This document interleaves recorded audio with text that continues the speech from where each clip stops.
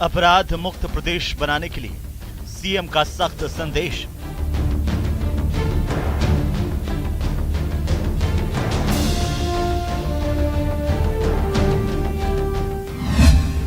अपराधियों से मिली भगत पर बर्खास्त होंगे पुलिसकर्मी। कोई भी पुलिस का अधिकारी कर्मचारी किसी भी स्तर का हो, कांस्टेबल भी हो, अगर नेक्सस रखेगा वो किसी क्रिमिनल से तो उसको या तो डिसमिस करेंगे, कंपल्सरी रिटायरमेंट, अरेस्ट करना। अभी अरेस्ट हुए भी हैं, आईपीसी के खिलाफ आईपीसी के अंतर्गत मुकदमे दर्ज भी हुए हैं, तो उसको हम बख्शेंगे नहीं। रात 8 बजे बाद शराब बिकने पर थाना प्रभारी और सीओ होंगे जिम्मेदार। 8 बजे के बाद शराब अगर बिकती मिलेगी, उस जो एरिया के थानेदार हैं, थानेदार सीओ की जिम्मेदारी होगी। लैंड माफिया पर कसेगा शिकंजा कि इसको विशेष अभियान चला करके आप इसको जो है, पहले अभियान चलवाए हम लोगों ने, कई लोगों के खिलाफ कार्रवाई हुई भी है, इसको अभियान को निरंतर रखें। जेलों के अंदर से गतिविधियां चलाने वाले गैंगस्टर्स पर लगेगा अंकुश। जो माने हुए गैंगस्टर हैं, कोई बाहर बैठा, विदेशों में बैठे हुए हैं, वहाँ से वो ऑपरेट करते हैं, कोई जेल से करते हैं, तो तमाम तरह की डिटेल हमने डिस्कशन किए हैं और कार्रवाई उसी रूप में होगी। सोशल मीडिया पर अपराधियों का महिमा मंडन करने वालों पर होगी कार्रवाई।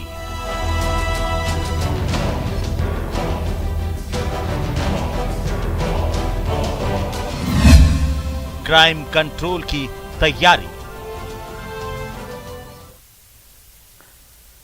नमस्कार, प्राइम डिबेट में आप सभी का स्वागत। मैं हूं आपके साथ हेमंत कुमार। अब प्रदेश में अपराधियों की खैर नहीं है। अब अपराधियों में खौफ और आम जनता में विश्वास होगा और अब राजस्थान अपराध मुक्त होगा। मुख्यमंत्री अशोक गहलोत ने समीक्षा बैठक में ये सख्त संदेश अधिकारियों को दिया कि अब रात को 8 बजे के बाद शराब की बिक्री होते हुए नजर आई तो इसके लिए इलाके का थाना प्रभारी यानी कि एसएचओ और सीओ, यहां तक कि जिले का एसपी भी जिम्मेदार होंगे। इसके अलावा लैंड माफिया पर भी नकेल कसी जाएगी। सीएम अशोक गहलोत ने सबसे बड़ी यह बात कही कि अपराधियों से मिली भगत पर पुलिसकर्मी अब बर्खास्त होंगे। यदि कहीं अपराधियों के साथ किसी पुलिसकर्मी के मिली भगत या फिर गठजोड़ पाया गया तो इसे बर्खास्त किया जाएगा। सीएम के सख्त संदेश से यह साफ है कि सरकार प्रदेश को अपराध मुक्त करने के लिए तेजी से काम कर रही है। इसी पर करेंगे आज चर्चा, लेकिन पहले एक नजर डाल लेते हैं आज के सवालों पर। सवाल नंबर 1,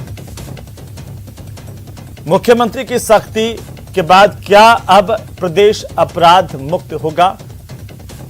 सवाल नंबर 2, अपराध का कारण मिलीभगत है या फिर शय? सवाल नंबर 3, आम जनता में भरोसे के लिए आखिरकार कौन से कदम जरूरी है जिन्हें सरकार उठाएगी?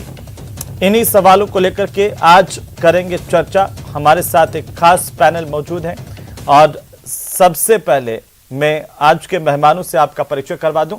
हमारे साथ प्रतीक सिंह है, कांग्रेस पार्टी के नेता, साथ ही साथ जितेंद्र शिमाली हमारे साथ हैं, भारतीय जनता पार्टी के नेता। मिथिलेश जैमिनी हमारे साथ हैं, वरिष्ठ पत्रकार के तौर पर, और अनिल गोठवाल हमारे साथ हैं, पूर्व पुलिस अधिकारी हैं। आप सभी का बहुत स्वागत है इस चर्चा में। और सबसे पहले शुरुआत प्रतीक जी आपके कमेंट के साथ कि क्या मुख्यमंत्री की सख्ती के बाद प्रदेश में अपराध का खात्मा हो पाएगा, अपराध मुक्त प्रदेश बन पाएगा राजस्थान? देखिए, जिस तरीके से आपने पिछले दिनों में देखा है कि जब घटनाएं हुई हैं तो पुलिस ने कैसे त्वरित कार्रवाई करते हुए वहां उसमें जो लिप्त जो अपराधी थे उनको जल्द से जल्द पकड़ा है, और उन पकड़ने के साथ साथ जो अगर पकड़े गए हैं तो पुलिस की तारीफ होनी चाहिए। लेकिन अपराधों पे रोक लगाया जाए। जिस तरीके से जो आस पड़ोस के जो स्टेट हैं, वहाँ के जो माफिया यहाँ आ रहे हैं या फिर कोई गैंगस्टर जहाँ आ रहे हैं, उन पे रोक लगाने की जरूरत थी। इसीलिए मुख्यमंत्री जी ने एक समीक्षा बैठक ली। उस समीक्षा बैठक में सख्त से सख्त निर्देश दिए गए हैं कि अब इस तरीके की चीज बर्दाश्त नहीं की जाएगी और अपराधों पे जो अभी तक लगाम है उसको कंटिन्यू करते हुए और ज्यादा सख्ती करते हुए राजस्थान को एक अपराध मुक्त प्रदेश बनाने की जरूरत है। ठीक है, जितेंद्र शिमाली साहब, आपको क्या लगता है कि मुख्यमंत्री की सख्ती के बाद अब राजस्थान से अपराध का खात्मा हो जाएगा? देखिए, पूरे 4 साल तक अपराधियों के साथ मिली भगत करके इस पूरे राजस्थान को अपराध में नंबर 1 बनाने वाले मुख्यमंत्री को अब ये 4 साल बाद होश आया, जब चुनाव नजदीक आ गए हैं और गुजरात के जैसे राजस्थान में सुपड़ा साफ होने की स्थिति आ गई है, तब ये आया है कि अपराध मुक्त होगा। मैं पूछना चाहता हूँ कि मुख्यमंत्री जी को इनके खुद के कैबिनेट के मंत्री भरत सिंह जी लिख के दे रहे हैं पत्र बार बार कि भू माफिया और बजरी माफियाओं के कारण से और लैंड माफियाओं के कारण से यहाँ पर भ्रष्टाचार हो रहा है, अपराधी और नेता ये मिले हुए हैं। तो पूरे कांग्रेस पार्टी को जो चलाने का जो काम है वो राजस्थान की सरकार अपराध और भ्रष्टाचार के आधार के ऊपर ये पूरी कांग्रेस पार्टी को चला रहे हैं। राजस्थान की जनता कंठ तक ये भर चुकी है कि आने वाले समय के अंदर ये कितने भी नाटक कर ले, क्योंकि ये बात पता है कि राजस्थान में अगर आज ये कह रहे हैं कि मुख्यमंत्री जब खुद अपने विभाग का जब मीटिंग लेते हैं और उस मीटिंग के अंदर खुद ये मानते हैं कि मैं अपने डिपार्टमेंट की इस बात की गारंटी नहीं ले सकता कि वो भ्रष्टाचार मुक्त है, जब मुख्यमंत्री ये बात स्वीकार कर चुके हैं पहले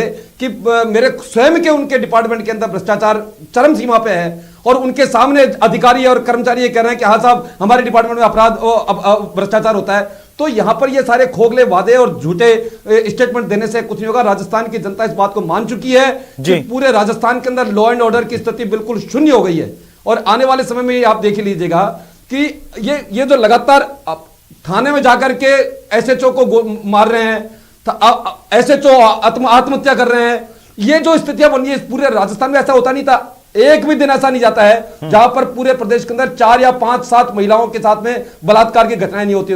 तो महिला अपराध के मामले में, दलित अपराध के मामले में और आम अपराधियों के मामले में राजस्थान नंबर 1 हो चुका है। शेमाली साहब पहले सबका कमेंट हो जाएगा, उसके बाद में हम फिर इस पर विस्तार से बात कर लेंगे। मिथिलेश जैमिनी साहब, कैसे देख पा रहे हैं पत्रकार के तौर पर मुख्यमंत्री की समीक्षा बैठक को, उसके बाद दिए गए निर्देशों को, और दूसरी तरफ हमारे सामने लगातार 4 साल में बढ़ते हुए अपराध के आंकड़े भी हैं। देखिए हेमंत जी, जो राजस्थान में सबसे इंपॉर्टेंट चीज थी एक मुखबिर सिस्टम, इंटेलिजेंस सिस्टम। यहाँ ट्रेनिंग हो रही अपराधियों की, यानी जो केवल पुलिस पूरी मोबाइल के ऊपर अनुसंधान करके कुछ वारदातें खोल पा रही है। जो डीजीपी गिल थे उनके बाद से जो मुखबिर तंत्र था वो खत्म हो गया। हालात ये है, लोग ये कहते हैं कि किसी पुलिस थाने में जो विवादित जमीन है वो पटवारी से ज्यादा एसएचओ को पता है। और जो दुर्भाग्यपूर्ण स्थिति है, अगर हम आंकड़े देखें तो राजस्थान में एनडीपीएस और आर्म्स एक्ट दोनों के मुकदमे बढ़े, जो आंकड़े खुद राजस्थान सरकार द्वारा जारी किए। ये बहुत चिंताजनक स्थिति है कि हमारे यहाँ खाजूवाला स्मैक की मंडी बन गया है और सादुल शहर वहां से उसको ले जाने की एक नई धारा पैदा हो गई और एक पैरेलर स्मैक का धंधा पकड़ा हुआ है। आप 200 करोड़ की पकड़ रहे हैं लेकिन उसके पैरेलर एक धंधा चल रहा है। ये एक चिंताजनक स्थिति। आपको बेगू का पता होगा, भीलवाड़ा में किस तरीके से डोडा पोस्ट में एक पुलिस वाले को मरवा दिया गया। जो तमाम चीजें हैं, जिस तरीके से शराब माफियाओं के चलते पूरी शेखावाटी अपराध और गैंगवार का अड्डा बन गया है और आर्म्स एक्ट का मुकदमे बढ़ना, ये बड़ी चिंताजनक स्थिति है। और दूसरा, इसका मुख्य कारण क्या है कि पुलिस का राजनीतिकरण, राजनीति का अपराधीकरण और अपराधीकरण का व्यवसायीकरण। आप डीजीपी को कहते हैं कि हम आपको आरपीएससी चेयरमैन बना देंगे, ये कौन सा फॉर्मूला है? क्या आप उसे प्रलोभन नहीं देते? आप रिटायर्ड डीजीपी को आरपीएससी चेयरमैन बनाते हैं तो वो आप क्या उसने ईमानदारी से नौकरी की होगी? क्या उसने राजनीतिक दबाव में काम नहीं किए होंगे? ये एक अहम सवाल है। और दूसरा सबसे अहम सवाल यह है कि हमें आज ही जो योगी आदित्यनाथ ने कहा कि एक चौराहे पर अगर आप अपराध करके निकलेंगे, एक मनचला कोई लड़की को छेड़ के निकलेगा तो अगले चौराहे पे वो ठोक दिया जाएगा। जब तक इतना खौफ पैदा नहीं होगा, क्योंकि पूरा अपराध पंजाब, हरियाणा और राजस्थान में शिफ्ट हो गया। ये तो सिर्फ कहने की बात होती है। अगर आप इसे कहें कि कोई मंचला छेड़ के निकल जाए तो अगले चौराहे पर ठोक देंगे, ये तो सिर्फ एक कहने की बात हो सकती है। कानून के तौर पर तो इसे मान्यता नहीं दी जा सकती है। उन्होंने कैमरे बनाए हैं, ऑपरेशन मजनू चलाया है, हमारे यहाँ भी चलाया था ऑपरेशन मजनू। ठोकने वाला तरीका देखिए, अपने यहाँ भी ऑपरेशन मजनू चलाया गया था, वो ठीक है, अपने यहाँ भी ऑपरेशन मजनू चलाया गया था। लेकिन होता क्या है, पुलिस एक्चुअली जो पुलिस है वो केवल बजरी माफिया, भू माफिया, इनके साथ मिली भगत करते हैं। पुलिस को पता होता है कौन कौन से थाने, और वो ये बात भी आपकी काम कर रहे हैं कि प्रदेश में किस तरीके से नशा का जो व्यापार है और ये एक माफिया नशे का वो कैसे फैलता जा रहा है। और ये भी आप ठीक कह रहे हैं कि ना केवल ड्रग्स स्मैक की, बल्कि देखिए एक नया नशा चलन में है। अब वो ये है कि जो दवाइयों के जरिए या गोलियों के जरिए जो नशा है वो पूरा नागौर और बाकी शेखावाटी इलाके को भी अपने आगोश में ले चुका है। देखिए जी हेमंत जी, हाँ, 1985 में भी सातुल शहर से अफीम का काम होता था। और मेंडेक्स के मामले में तो आपको पता होगा, जब अशोक गहलोत जी की सरकार थी 1998 में, और इनके मंत्री जी थे, उनके पुत्र के ऊपर जोधपुर में कार्रवाई करनी पड़ी थी मेंडेक्स में। आप भूल गए होंगे लेकिन जनता को याद है। तो तमाम चीजें, अपराध का इसका मुख्य कारण है कि कुछ विधायकों की परफॉर्मेंस से एसएचओ लगते हैं, डिप्टी लगते हैं, जो एक राजनीतिक दबाव का नई प्रथा पैदा हो गई है। पुलिस स्वतंत्र फैसला नहीं ले पा रही है, उसे पता है मुझे यहाँ रहना है तो एमएलए साहब की माननी है। तो ये जो हादसे हैं, और आपको याद होगा प्रसादी लाल जी मीणा जी ने भरी मीटिंग में क्या कहा था कि हमारी पुलिस नकारा निकम्मी है, या मंडावरी में अपराधियों को नहीं पकड़ पाए। तो इस तरीके से उनका जो मोराल है पुलिस का, वो भी गिर रहा है। आपको पुलिस का मोराल बढ़ाने की भी जरूरत है। पुलिस वाले कोई भी कार्रवाई करने से पहले डरते हैं कि मुझे सस्पेंड कर दिया जाएगा, मुझे ये कर दिया जाएगा। तो वो पूरी निष्ठा और ईमानदारी, और पुलिस वालों की भी जिंदगी है, उनका भी सामाजिक जीवन है, उस पर भी विचार करना होगा। उन्हें एक दिन की छुट्टी मिलनी चाहिए, जो वो बेचारे मानसिक प्रेशर में रहते हैं। कई स्टेडियां आ गई पुलिस की, और क्रिमिनोलॉजी की स्टेडी आई है। जैमिनी साहब, पुलिस के सामने है, चाहे वो नफरी की परेशानी हो या फिर संसाधनों की परेशानी, और आप और सब लोग जानते हैं कि कैसे थानों में पुलिस जो है वो अपने कानों को चलाती है। 47 से हम समीक्षा कर सकते हैं जी। समीक्षा करना बहुत आसान काम है, लेकिन उसे लागू करने के लिए पूर्ण मनोयोग के साथ हमें राजस्थान को लेकिन इस बात को भी हमें ध्यान रखना चाहिए कि अगर आज से 5 साल की पहले की पुलिस और आज की पुलिस, उसमें संसाधनों में भी वृद्धि हुई है, टेक्नोलॉजी जैसे जैसे पास पुलिस के आती जा रही है। देखिए जी बिल्कुल, देखिए मैं इस चीज को मानता हूं कि गृह राज्य मंत्री राजेंद्र यादव जी और अशोक गहलोत जी की जोड़ी ने एक काम अच्छा किया कि तमाम डिप्टीज को नई गाड़ी दे दी, एसएचओज को गाड़ी दे दी, संसाधन मुहैया कराएं। वही नहीं, आपने पिछले दिनों देखा होगा कि कैसे एक पूरी की पूरी वैन जिसके अंदर सारे की सारी जो जांचें हैं फिंगरप्रिंट से लगा करके तमाम उसमें हो जाएगी। पुलिस कर्मियों के बैठने की व्यवस्था भी तो कुछ एक नया कदम हुआ है, पुलिस को सहूलियत होगी। मैं वापस आपके पास इस पर आऊंगा, आता हूं जैमिनी साहब, एक मिनट जी, मैं आता हूं, वापस आपके पास आता हूं जैमिनी साहब। लेकिन अनिल गोठवाल साहब, पूर्व पुलिस अधिकारी होने के नाते आपको क्या लगता है कि मुख्यमंत्री जब एक सूबे का ये कहें कि हम पुलिस को फ्री हैंड दे रहे हैं, चाहे वो किसी भी तरह के माफिया हो, उन पर कठोर से कठोर कार्रवाई हो, तो इसका असर पड़ता है? नहीं, असर क्यों नहीं पड़ता है? जब वो गृह मंत्री भी हैं और मुख्यमंत्री भी हैं और उन्होंने समीक्षा के दौरान ये बातें कही है, और एक उनको अकाउंटेबिलिटी, किसकी जिम्मेदारी फिक्स करने की बात भी कही है, और जो मिली भगत करके अगर अपराधियों से नेक्सस बना के चल रहा है तो एक ये संदेश जाता जरूर है। इसके अंदर ये बात पॉजिटिव, हम सकारात्मक ले, लेकिन मैं ये मान के चलता हूँ कि ये सारी चीज़ों के बावजूद हमारी चाहे नफरी की कमी हो, चाहे वो, लेकिन एक ट्रेनिंग में सुधार, जो अभी जैमिनी साहब बता रहे थे कि यूपी के अंदर ठोक दिया जाएगा, ये ठोकने की जरूरत ही नहीं है। मेरा ऐसा मानना है कि कानून इतना सशक्त है, इतना पावरफुल है, आज भी फांसी की सजा है, और ये कानून से आज भी एविडेंस इकट्ठी करके आप, हाँ मुखबिर तंत्र है, हमें साइंटिफिक एड लेनी चाहिए, हमें नयापन लाना चाहिए, लेकिन पीपल जो फ्रेंडली पुलिस है उसका भी कहीं ना कहीं एक एस्पेक्ट होना चाहिए, ताकि आपके पास इंफॉर्मेशन अपने आप आती रहे। और एक और अपराध हो जाने के बाद तो आप बहुत कार्रवाई कर सकते हैं और ढूंढ सकते हैं, उनको सजा दिला सकते हैं, लेकिन जो प्रिवेंटिव है, प्रिवेंटिव मेजर्स का मतलब है कि जो आप अपराध होने को रोकने की जो कार्रवाई है, ये है इम्पोर्टेंट है, ये पुलिस का एस्पेक्ट है। चाहे वो हथियारों की सप्लाई हो उसको रोके, चाहे शराब माफिया है उनकी कार्रवाई को रोके, चाहे अपराधियों के नेक्सस, चाहे जेलों से वो चल रहा है ये नेक्सस, उसको तोड़ने के लिए साइंटिफिक एड की मदद ले।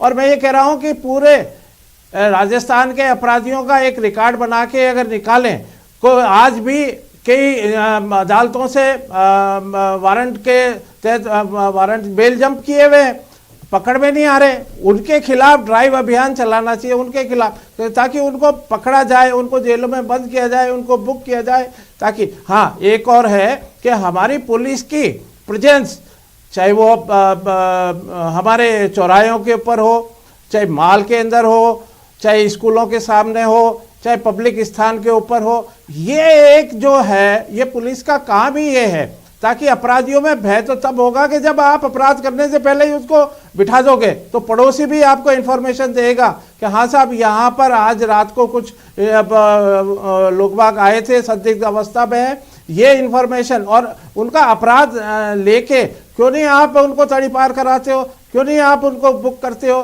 क्यों नहीं उसकी तस्दीक कराते हो? तो ये सारी चीज़ें अगर पुलिस को करनी है तो ये इसके ऊपर ज़्यादा ध्यान देने की आवश्यकता है, मेरा ऐसा मानना है। ये जो नवाचार किए हैं, चाहे महिला सशक्तिकरण के हो, महिला आत्म सुरक्षा सम्मान में हो, ये जो कार्यशैली चेंज करने की बात है, ये नवाचार आए जरूर हैं सामने पुलिस के, और ये अच्छा एक बेहतर वो जनता के सामने आया है। लेकिन फिर भी ये जो है आज भी पिछले मैं 2 साल से देख रहा हूँ कि कई फाइलें अटकी है, जो पुलिस मिली भगत अपराधियों से मिली भगत का है, उनके खिलाफ अभी कार्रवाई, नए डीजी आए हैं, उनको ये चाहिए कि ऐसे जो पुलिस अधिकारी है, जो कर्मचारी है, लिप्त है घटनाओं में, उनको बर्खास्त करे, उनको बाहर करे। ये कहना बहुत है, तो मुख्यमंत्री जी ने तो अपना फ्री हैंड दे दिया, लेकिन अब ये डीजीपी को, पुलिस मुख्यालय को और जो स्थानीय स्तर के ऊपर है उनको करना है। और ये मैं मान के चलता हूँ कि अगर फ्री हैंड मिलता है तो पुलिस में कहीं ना कहीं सक्षम। हाँ, ये भी बात सही है कि चाहे वो किसी प्रकार की घटना भी, सीकर की घटना है, उनको प्रमोशन भी करना चाहिए, चाहे वो पुलिस अधिकारी है। तो ये दोनों चीज़ें जब मिलके चलेगी और प्रिवेंटिव एक्शन, अपराध से पहले उनको रोकने की जो कार्रवाई है, जो हमारे कानून विधि सम्मत दिए हुए हैं, बहुत ऐसे मजबूत कानून है कि उसमें किसी भी अपराधी के खिलाफ कार्रवाई की जा सकती है। और ऐसा मेरा मानना है कि हमें अपराध को होने से पहले रोकने की आवश्यकता है, और इसके ऊपर आपको चाहे ट्रेनिंग के माध्यम से हो, कानून के माध्यम से हो, सीआरपीसी में पावर्स है, एक्ट्स हैं और सारे उसके अंदर है, आप विधि सम्मत तरीके से भी आप इसके ऊपर अपराध पे नियंत्रण पा सकते हैं, ऐसा मेरा मानना है। जी हेमंत जी, मैं एक सवाल पूछना चाहता हूँ। जी जी जी बोलिए मिथिलेश। हेमंत जी अभी ये कह रहे थे पीपुल फ्रेंडली हो, राजस्थान में सीएलजी हैं, सीएलजी सदस्य 1 साल में बदलने चाहिए। हालात ये है कि सीएलजी के सदस्यों को खुद हट जाते हैं तो उनको पत्नी को बना देते हैं और वो थानों में दलाली का काम करते हैं। उनको पता रहता है कौन सी विवादित जमीन है।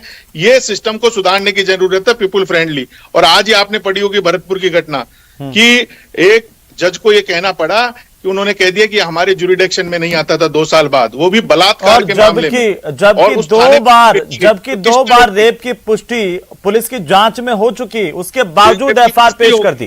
तो ये मेरे ध्यान में है, खोलने वाली घटनाएं हैं पुलिस के सिस्टम को। एक पुलिस अधिकारी को सबसे योग्य मानते हो कि साहब यही योग्य है, 4-4 साल से आप रोक बैठा देते हैं, इसको नहीं हटाएंगे साहब, दूसरे अधिकारी अक्षम है। तो कई सवाल हैं, इतना आसान काम नहीं है। आज भरतपुर वाली जो घटना है, ये सबसे पुलिस के लिए शर्मनाक घटना है कि आप बलात्कार जैसे मामले में जुरिडिक्शन के चक्कर में न्याय नहीं मिलता। घटनाओं को छोड़ दें जेमिनी साहब, तो जैसे सीकर में देखिए गैंग वॉर हुई, पुलिस ने 24 घंटे के भीतर बेहतरीन काम किया और जो 5 बदमाश है वो पकड़ करके पुलिस लेकर के आई। अभी बाकी हमने बाकी जगहों पर भी देखा कि पुलिस की त्वरित एक्शन की जो स्थिति, पुलिस काफी, देखिए पुलिस काम कर रही है, लेकिन जो पुलिस में नासूर पैदा हो गया है, जो पुलिस के सिस्टम को खोखला कर रहे हैं, जो भ्रष्टाचार है, सबसे अहम बात है, उस पर रोक लगाने की दरकार है। कई अच्छे ऑफिसर्स हैं, कुंवर राष्ट्रदीप जो सीकर में उन्होंने काम किया, उसकी प्रशंसा हुई। प्रतीक सिंह जी, जो सवाल उठ रहे हैं उनका जवाब क्या है आपके पास? देखिए कई राजस्थान में कई अच्छे पुलिस अधिकारी हैं, काफी अच्छे एसएचओ हैं, उनके भरोसे ही राजस्थान सुरक्षित है। आम राजस्थानी को सुरक्षित होकर इसलिए काफी बेहतर अफसर है हमारे पास। जेमिनी साहब, मैं थोड़ा सा आपका सवाल जो है उसका जवाब ले लूं। प्रतीक जी, देखिए जब मुख्यमंत्री जी कोई बात बोलते हैं तो उस बात में कोई तथ्य होता है। जब उन्होंने समीक्षा बैठक ली है, समीक्षा बैठक में अधिकारियों को सख्त हिदायत दी गई है कि 8 बजे बाद अगर कहीं पे शराब बिकती हुई मिलती है तो वहां का इंचार्ज, वहां का सीईओ, वहां का एसपी उसके लिए जिम्मेदार होगा। और ये सख्त लहजे में संदेश दिया गया है। कानून को, ये गोठवाल साहब ने अच्छी बात बोली कि कानून को अगर कोई घटना होती है उसके बाद कार्रवाई तो हो ही रही है। जो अगर कोई घटना नहीं है उसके प्रिवेंशन सारे जो कार्रवाई करनी चाहिए, उसी के लिए मुख्यमंत्री जी ने कल एक पूरी समीक्षा बैठक ली है, सारे अधिकारियों को हिदायत दी है और हिदायत देने के साथ साथ ये बोला है कि अब इस तरीके की चीजों को बर्दाश्त नहीं किया जाएगा। और मुख्यमंत्री लेवल पे अगर ऐसी बातें की जाती है, फ्री हैंड देने की बात की जाती है, तो मुझे लगता है कि वो पुलिस के अंदर उनके अंदर एक कॉन्फिडेंस आता है एक अलग लेवल का, और वो कानून की कार्रवाई करते हैं। दूसरा, मैं जो भाजपा के मेरे मित्र बोल रहे थे उनकी बात का मैं जवाब दे देता हूं। ये कह रहे, ये राजस्थान को हमेशा बदनाम करने का काम करते हैं। अगर आप राष्ट्रीय अपराध में या अपराधों की जो एनसीआरबी की रिपोर्ट देखेंगे तो राजस्थान जो है टॉप 5 में भी नहीं आता है। 2017 महिला अपराधों के अंदर हर दिन में 17 जो रेप के अपराध राजस्थान में दर्ज हो रहे हैं। हेमंत जी, मैं आपको आपकी इस बात पे भी आ जाता हूँ। मैं इसी के आंकड़े एक के बाद एक आपको बता दूं ना, दलित अपराधों में क्या हुआ, एक के बाद हम एक इस तरह की घटनाएं लगातार देख रहे हैं। ऐसा तो नहीं है कि अपराध नहीं बढ़ा है। हालांकि मैं ये नहीं कह रहा हूं कि इसको लेकर के कोई कवायद नहीं की गई है या इसको रोकथाम करने के लिए, महिला अपराधों को रोकथाम के लिए भी किसी तरह की कोई कवायद नहीं, लेकिन जमीन पर धरातल पर कितना असर आएगा ये बहुत महत्वपूर्ण बात होती है। और धरातल पर क्या आप आज यहाँ पर बैठ के कह सकते हैं कि 8 बजे के बाद कहीं भी प्रदेश में शराब नहीं मिल रही है ना? एनसीआरबी का 2021 का डेटा देखेंगे तो उसमें एनसीआरबी जो केंद्र सरकार के अंडर में आती है उसमें ये लिखा है उन्होंने अपने डेटा में। अब हर चीज को केंद्र राज्य सरकार के अंडर में लाकर 50% वो झूठे थे, तो हम थोड़ी बोल रहे हैं ये एनसीआरबी की रिपोर्ट बोल रही है कि 50% जो महिला अपराध के अगर केस दर्ज हुए वो झूठे थे।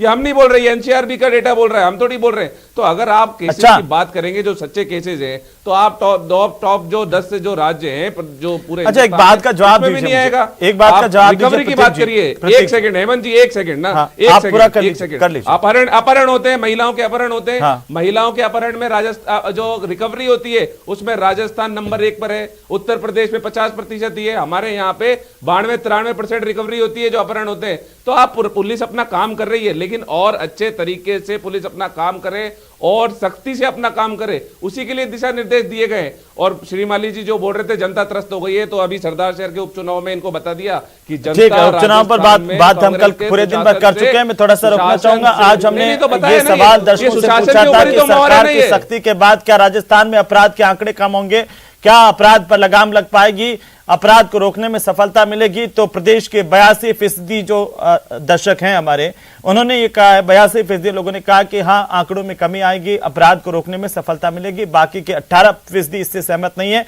लेकिन मैं इस बात से प्रतीक जी बिल्कुल इनकार नहीं कर रहा हूं कि कोशिशें नहीं हुई है, लेकिन कोशिशें होने के साथ साथ दूसरी तरफ अपराध बढ़ा भी है, ये भी स्वीकार करना चाहिए। देखिए महिला अपराध के लिए special investigation unit for crime against women गठित किया गया था, ये किया गया है ना? ऐसा नहीं है कि नहीं किया गया, ये किया गया, मैं इसको नहीं कह रहा हूं। हीनियस क्राइम मॉनिटरिंग यूनिट गठित की गई, लेकिन उसका क्या हुआ, उससे क्या अपराध का खात्मा हो गया? ये शिमाली साहब कुछ कह रहे हैं आप? ठीक है, क्या कह रहा हूं, अगर ग्राम रक्षक योजना थी, अभी मैं आपको पूछूंगा, आपको नहीं पता क्या हुआ, अभी आप बताइए। चलिए बताइए, कितने ग्राम रक्षक योजना के अंदर क्या काम हुआ? देखिए मैं एक बात बताता हूँ कि ये नहीं आप बताइए ना प्रतीक जी। नहीं एक बात सुनिए, एक ये जो बार बार बात आ रही है कि जो नेशनल क्राइम का जो डेटा है उसके अंदर हमने इतने % झूठे पाए गए।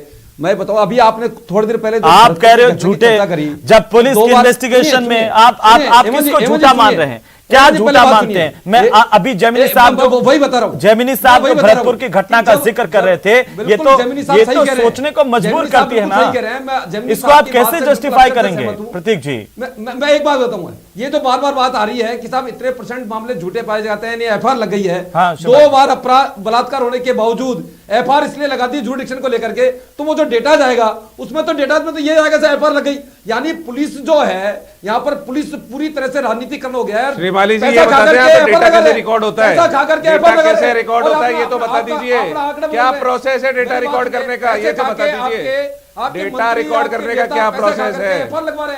मैं पूछ रहा हूँ डेटा प्रोसेस करने का क्या प्रोसीजर है? डेटा के मामले में सरकार के एमएलए, सरकार के मंत्री पैसा खा रहे हैं और पैसा खा करके उसमें एफआईआर लगवा रहे हैं। आपका भ्रष्टाचार साथ में चल रहा है, इसलिए तो मुख्यमंत्री जी को कहना पड़ रहा है कि मैं मेरे डिपार्टमेंट। भ्रष्टाचार तो पिछली सरकारों में हुआ करते थे, खान घोटाला भूल गए क्या? ठीक है, छोटी सी टिप्पणी गोठवाल साहब आखिर के अंदर एक छोटी सी टिप्पणी आपसे चाहता हूं कि आखिरकार क्या चुनौतियां, कैसे लगाम लग पाए, कोई सुझाव आप देना चाहते हैं बैठ के सरकार को?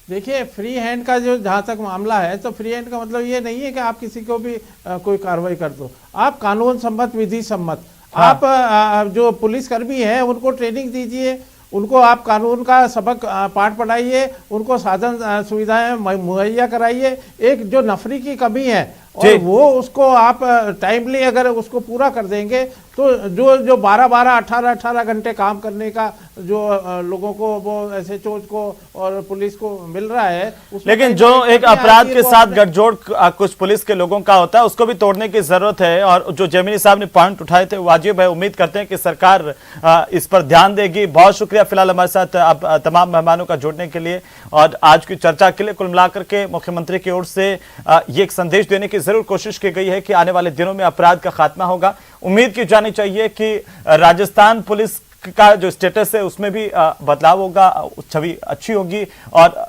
सुरक्षा का भाव आम लोगों में पैदा होगा और पुलिस प्रशासन मिलकर के अपराधियों का खात्मा कर पाएंगे। नमस्कार।